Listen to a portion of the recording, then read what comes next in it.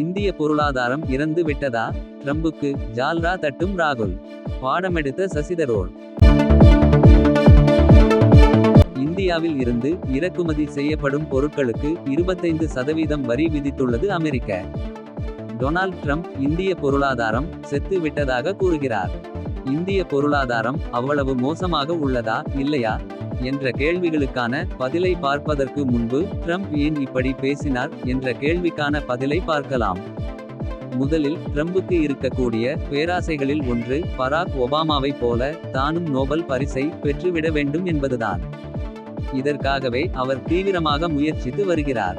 எப்படி இந்தியா பாகிஸ்தான் யுத்தத்தை நான் தான் நிறுத்தினேன் என அவர் கூறினாரோ அதேபோல கம்போடியா தாய்லாந்து போரையும் உக்ரைன் ரஷ்யா போரையும் இஸ்ரேல் ஈரான் போரையும் என அனைத்து மோதல்களையும் நான் தான் நிறுத்தினேன். அதனால் எனக்கு நோபல் பரிசு வழங்க வேண்டுமென்று பேசி வருகிறார். பாகிஸ்தானும் இஸ்ரேலும் ட்ரம்பின் பெயரை நோபல் பரிசுக்கு முன்மொழிந்துள்ளன. ஆனால் இந்தியா போர் நிறுத்தத்துக்கும் ட்ரம்புக்கும் எந்த சம்பந்தமும் இல்லை என தொடர்ந்து கூறி வருகிறது. ட்ரம்பிடம் தொலைபேசியில் பேசிய பிரதமர் மோடி இதனை நேரடியாகவே அவரிடம் தெரிவித்தார். இதற்கு அடுத்ததாக வரி தொடர்பான விவாதங்கள் தொடங்கின. இந்தியா அமெரிக்க பொருட்களுக்கு அதிக வரி விதிப்பதாக ட்ரம்ப் தொடர்ந்து கூறுகிறார். இது தொடர்பாக பல கட்ட பேச்சுவார்த்தைகள் நடந்து கொண்டிருக்கும் போதே திடீரென இந்திய பொருட்களுக்கு 25% வரி விதிக்கிறார் ட்ரம்ப். ரஷ்யாவுடனான வர்த்தக உறவால் கூடுதல் வரி விதிப்பும் இருக்கும் என கூறியுள்ளார். பல சுற்றுகளாக நடந்த பேச்சுவார்த்தையில் அமெரிக்காவின் எந்த நிபந்தனையையும் இந்தியா ஏற்றுக்கொள்ளவில்லை. அமெரிக்காவின் அரிசி பால் பொருட்கள் மரபணு மாற்றம் செய்யப்பட்ட சோயா மக்காச்சோளம் என அனைத்தையும் இந்தியாவுக்குள் அனுமதிக்க இந்தியா மறுத்து வருகிறது.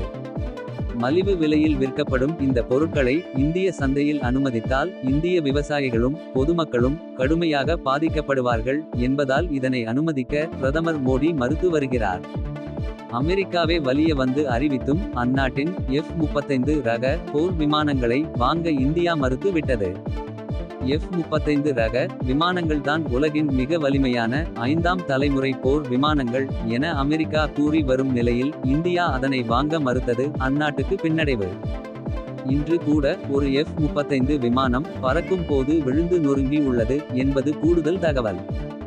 மேலும் அமெரிக்கா விதித்த பொருளாதார தடைகளை மீறி ரஷ்யாவுடனும் ஈரானுடனும் இந்தியா தொடர்ந்து வர்த்தகம் மேற்கொண்டு வருகிறது. இதனால் ஏற்பட்ட விரக்தியினாலும் ஆத்திரத்தினாலும் டொனால்ட் ட்ரம்ப் இப்படி ஒரு பேச்சை பேசியுள்ளார். இந்தியாவும் ரஷ்யாவும் செத்து போன தங்களின் பொருளாதாரத்தை இன்னும் நாசமாகட்டும் என அவர் சாபமிட்டுள்ளார். இந்த பதிவு உலக தலைவராக அவர் தன்னை நிறுத்திக் கொள்ள அவர் எடுத்த முயற்சியில் கிடைத்த தோல்வியின் வெளிப்பாடு. அது எல்லாம் சரி, இப்போது இந்திய பொருளாதாரத்தின் நிலை எப்படி இருக்கிறது என்பதை பார்ப்போம். இதை சர்வதேச பண நிதியம் உள்ளிட்ட பல்வேறு அமைப்புகளும் உள்ளூர் சந்தையில் பணவீக்க மதிப்பும் இதை உணர்த்துகின்றன. இன்று இந்தியா உலகின் 4வது மிகப்பெரிய பொருளாதார நாடாக உள்ளது. விரைவில் உலகின் 3வது மிகப்பெரிய நாடாக உருவெடுக்க உள்ளது. இவற்றையெல்லாம் நன்கு அறிந்தும் கூட எதுவும் தெரியாதது போல் ராகுல் காந்தி போன்றவர்கள் உளறுவதுதான் வேடிக்கையாக உள்ளது. அரசியல் எந்தளவுக்கு அவரது மூளையை பாதித்திருக்கிறது என்பதை உணர்த்துகிறது. அதே சமயம் காங்கிரஸ் கட்சியை சேர்ந்த சசி தரூர் இந்த விவகாரத்தில் மிக தெளிவாக பதில் அளித்துள்ளார். இது சவாலான பேச்சுவார்த்தை. பல நாடுகளுடன் நாம் பேச்சுவார்த்தை நடத்தி கொண்டிருக்கிறோம்.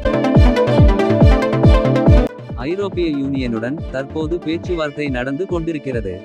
இங்கிலாந்துடன் பேச்சுவார்த்தை முடிந்து ஒப்பந்தம் கையெழுத்தாகியுள்ளது. அமெரிக்காவுடன் பேரம் படியவில்லை என்றால் அமெரிக்காவுக்கு வெளியே வர்த்தகம் செய்ய போகிறோம். நமக்கு நிறைய வாய்ப்புகள் இருக்கிறது. சீனாவை போல நாம் முழுவதும் ஏற்றுமதியை சார்ந்திருக்கவில்லை. இந்தியாவின் உள்ளூர் சந்தை மிகவும் வலுவாக உள்ளது என்று சொல்லி ராகுல் காந்தி போன்றவர்களுக்கு இந்திய பொருளாதாரம் பற்றி சசிதரூர் அவர்கள் பாடம் எடுத்துள்ளார். முதலில் நாடு, அதன் பிறகு மாநிலம், அதற்கு அடுத்து கட்சி, அதன் பிறகே குடும்பம். எந்தவொரு சூழலிலும் நாட்டின் நலனுக்கே நாம் முன்னுரிமை அளிக்க வேண்டும். இதை ராகுல் காந்திக்கு எப்படி சொல்லி புரிய வைப்பது? மீண்டும் சந்திப்போம்.